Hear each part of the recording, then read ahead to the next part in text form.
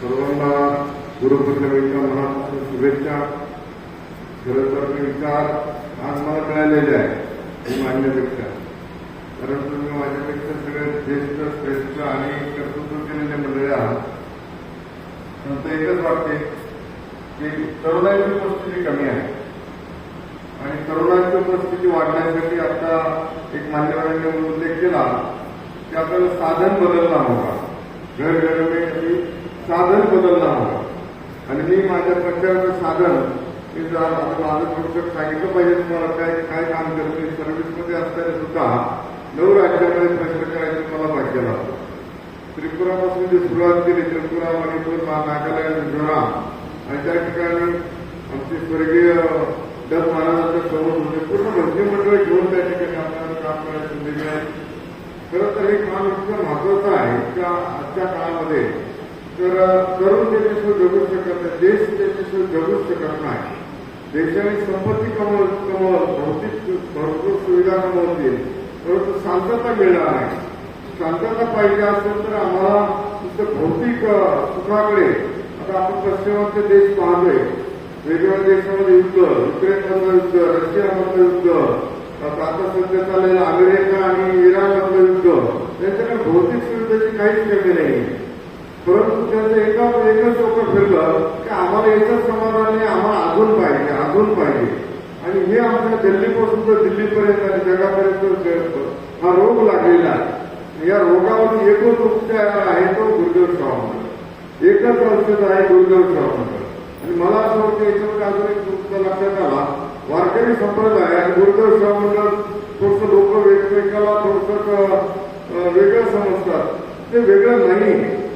गुरुदेव माऊलींची परंपरा, मी ज्या तालुक्यातून आलो ते ज्ञानेश्वर माऊलींचं त्या ठिकाणी ज्ञानेश्वर लिहिलेला तालुका, आणि ज्ञानेश्वर माऊलींची जी परंपरा ही बऱ्याच लोकांना माहिती नाही. ज्ञानेश्वर माऊलीनंतर नैवेद्य कार्यविद्या आपल्या मायबाई अडकडी महाराज आणि सगळ्या गुरु परंपरा वंदनीय राष्ट्रसंत तुकडोजी महाराजांचे गुरुबंधू स्वामीजी बाबा, सत्यदेव बाबा, त्यांचे गुरु, त्यांचे शिष्य आमचे परमहंस संत शंकर महाराज, त्यांचा आम्ही दास आहोत. आणि या दासाचं ह्या आम्ही आज करत रात्री 8 वाजता निघालो, रात्रभर प्रवास केला, भाग्य लागला. तर एक उद्योग करून घेतलं मला वाटतं. तिकडे मोठीला उतरणार, तिथं आलो, आता परत टेकडीवर चाललो, टेकडीचा परत तिथला कार्यक्रम करून परत पेपर फुटायला उतरून तिथला कार्यक्रम करून असा धावता दौरा आहे. आणि 7 गावं व्यसनमुक्त करायचं आम्हाला भाग्य लागलं. त्यांचं महिलांची मदत केलं, त्याच्यात पोलीस नाही, त्याच्यामध्ये काय नाही, महिलांचं संघटन करा. दादांनी कसं सांगितलं, दादांनी मी बघितलं नाही मला दादा, आम्हाला तुमच्यामध्ये दादा दिसतात, तुमच्या सगळ्यामध्ये दादा दिसतात, तुमच्यामध्ये महाराज दिसतात, आणि तुम्ही त्याला पाहिलेलं आहे. आम्ही तर फक्त त्यांचं जे पुस्तक आहे, त्यांचं जो ग्रंथ आहे की त्यांच्या जीवनावर जो ग्रंथ लिहिलेला आहे ना, कर्मयोगी संत तुकाराम दादा गीताचार्य, 64 पानाचं पुस्तक आहे. तुम्ही वाचल्यानंतर मला प्रेरणा मिळाली. पद्मश्री पोपटराव पवार साहेबांनी मला 2002 मध्ये ग्रामगीता दिली, त्याच्यातून प्रेरणा मिळाली. आणि त्याच्यातून वारीमध्ये 500 ग्रामगीता, 500 ज्ञानेश्वरी 2 वर्षापूर्वी, गेल्या वर्षी 100 ज्ञानेश्वरी, आणि यावर्षी आमच्या घराच्या समोरून परत ग्रंथ वाटपाचा कार्यक्रम. कारण जेवण दिलं तर लोक संध्याकाळी विसरून जातील, काही एखादी शाल टाकली तर विसरून जातील, आणि शाल त्याच्या अंगावर टाकली जाते, त्याला ऑलरेडी त्याच्याकडे पोतभर शाल असतो बघा, त्याच्या अंगावर शाल टाकतो आपण, खरं का नाही. बघा ना, समाजामध्ये ज्यांच्यावर शाली टाकल्या जातात त्यांच्याकडे घरी होते ते शाली आहेत, मात्र तो उघडा लाकडा आहे त्याच्या अंगावर तुम्ही शाल टाकत नाही, हे दुर्भाग्य आहे. ज्याचं पोट भरलेलं आहे त्याला आग्रह केला जातो जेवणाचा, मात्र तो उपास्य आहे त्याला तुम्ही जेवण घालत नाही, ही जरा दुरवस्था आहे. पण उघड्या डोळ्याला समाज बघायचा असेल तर आम्हाला राष्ट्रसंतांचं कार्य उघड्या डोळ्याने वाचलं पाहिजे, समजलं पाहिजे, चिंतन केलं पाहिजे, मनन केलं पाहिजे. असं मी तुम्हाला उपदेश करणं हे माझं एवढी पात्रता नाही, परंतु मी प्रार्थना करेन तुमच्या सगळ्यांच्या चरणी की जी आम्हाला गुरुदेवाला सुट्टी द्यावं. आणि गुरुदेव या नवीन, जसं मागच्या 35 दिवसामध्ये जी क्रांती घडली, एक क्रांती घडली पाहिजे की गुरुदेवाचा विचार हा प्रत्येकाच्या घरात गेला पाहिजे, प्रत्येकाच्या मनात गेला पाहिजे. कारण 1990 मध्ये शासनाने एकच मिनिटं घेतो, 1990 मध्ये शासनाने GR काढलेला आहे. आणि सुधारणाने ह्या नागपूर नगरीचे सुपुत्र, या राज्याचे मुख्यमंत्री देवेंद्र साहेब या राज्याचे मुख्यमंत्री आहेत, कर्तव्यगार मुख्यमंत्री आहेत.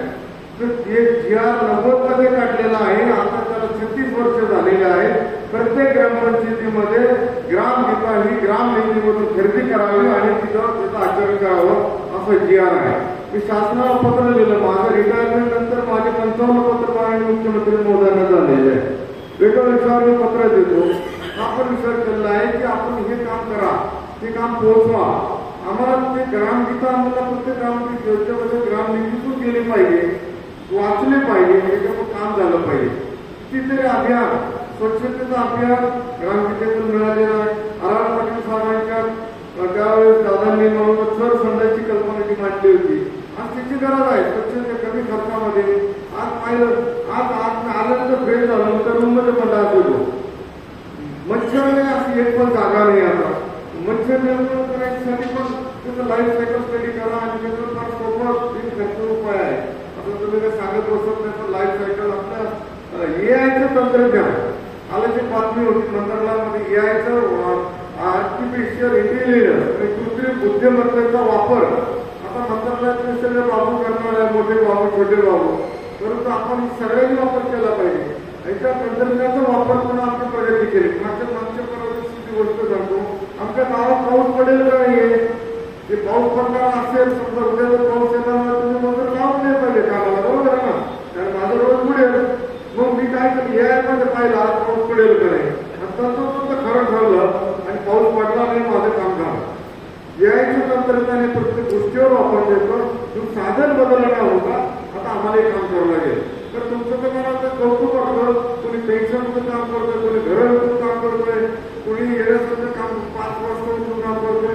आणि पण बाकीचे जे झोपलेले आहेत, ज्यांना या समाजाची जबाबदारी दिलेली आहे, मग लोकप्रतिनिधी असतील, आमच्यासारखे अधिकारी असतील, सेवानिवृत्त अधिकारी असतील, यांनी हे काम झोपलं पाहिजे. त्यांचं स्वतःच काम केलं पाहिजे. हे काम करायची जबाबदारी त्यांच्यावर येते. कारण त्यांना जे मानधन दिलं जातं, त्यांना पगार दिला जातो, ते तुमच्या आमच्या सगळ्यांच्या टॅक्समधून जो पैसा जमा होतो त्याच्यातून पगार दिला जातो. जाणीव सगळ्यांनी ठेवली पाहिजे. मान जो मिळतो त्याचा मानाच्या मागचा तुम्हाला तिथे जबाबदारी दिली, जबाबदारी सगळ्यांनी करावी असं मी गुरुदेवाची त्यांनी प्रार्थना करेल. आणि या ठिकाणी आमचं जय गुरु. धन्यवाद भाऊसाहेबांची. अत्यंत सोप्या आणि सरळ भाषेमध्ये त्यांनी आपल्या या ठिकाणी विचार मांडले. कार्यक्रमाचा अंतिम टप्पा